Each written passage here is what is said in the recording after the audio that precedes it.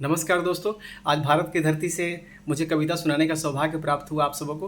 तो चलिए बिना विलंब के मेरी कविता सुनिए कि गर न्यायपालिका दुरुस्त हो तो कोई नरसंहार ना होता। गर न्यायपालिका दुरुस्त हो तो कोई नरसंहार ना होता। खून से सना ये रोज रोज का अखबार ना होता। कुछ तो जरूर चूक है इस सिस्टम में, वरना बार बार बच्चियों का बलात्कार ना होता।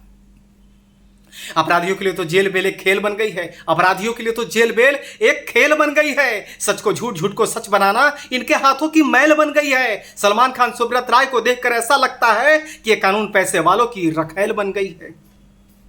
कोर्ट का चक्कर लगाते लगाते सत्य भी त्रस्त हुआ है। किससे करे शिकायत, सारा सिस्टम यहां भ्रष्ट हुआ है। कोर्ट का चक्कर लगाते लगाते यहां जूता तक घिस जाता है। कौन दे गवाही भला, जौ के साथ घून भी पिस जाता है। यहां सत्य प्रबल होकर भी असहाय जैसा लगता है। इनसे न्याय की उम्मीद करना अन्याय जैसा लगता है। कानून आम आदमी के लिए लाचारी बनी हुई है जी। आंख में पट्टी बांधकर गांधारी बनी हुई है जी। लोकतंत्र के आड़ में लोकतंत्र का हनन हुआ है।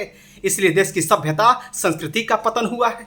आतंकवाद भ्रष्टाचार पर आपका रुख निष्पक्ष नहीं है। आज भी भारत के लोगों में आपकी छवि स्वच्छ नहीं है।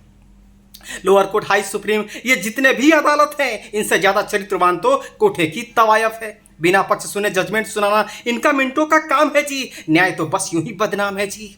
हाँ, बस यूं ही बदनाम है जी।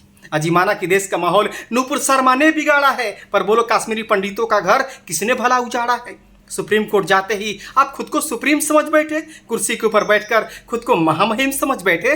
याद रखना कि आपसे भी बढ़कर एक ईश्वर की अदालत है। वहां उनका भी हिसाब होता है जिनके दिल में कुछ और, चेहरे पे शराफत है। आज का नहीं पर नहीं, आपके जुनेसरी पर कुठारा घाट हुआ है। आपके लचर कानून से इस देश का बदतर हालात हुआ है। इस देश के संविधान पर सबसे ज्यादा आपने ही आघात किया है। इस देश के संविधान पर सबसे ज्यादा आपने ही आघात किया है। हिंदुओं के साथ सदा से ही आपने पक्षपात किया है। कमलेश तिवारी, अंकित शर्मा को आपने कब इंसाफ दिया है। संविधान का आड़े लेकर आपने तो सिर्फ पाप किया है। सबरीमाला, होली, दिवाली का आपने सदा उपहास किया है। मेरे प्रभु राम को भी आपने फिर से वनवास दिया है। हिंदुओं के प्रति आखिर आपका व्यवहार क्यों सौतेले हैं, वरना आतंकियों के लिए कोर्ट तो आधी रात को आपने खोले हैं।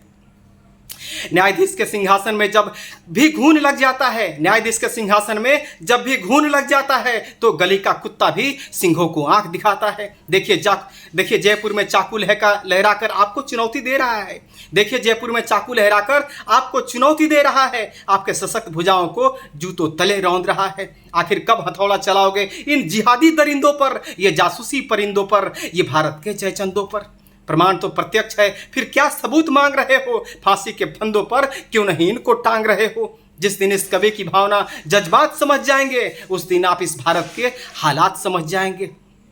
अदालत सिर्फ परिसर नहीं, ये भारत की गरिमा है। भगवान के मंदिर के जैसा इस न्यायालय की महिमा है। जिस दिन आपका न्याय स्वच्छ, निष्पक्ष, सशक्त हो जाएगा, उस दिन ये भारत भय मुक्त हो जाएगा। हाँ, भय मुक्त हो जाएगा। धन्यवाद।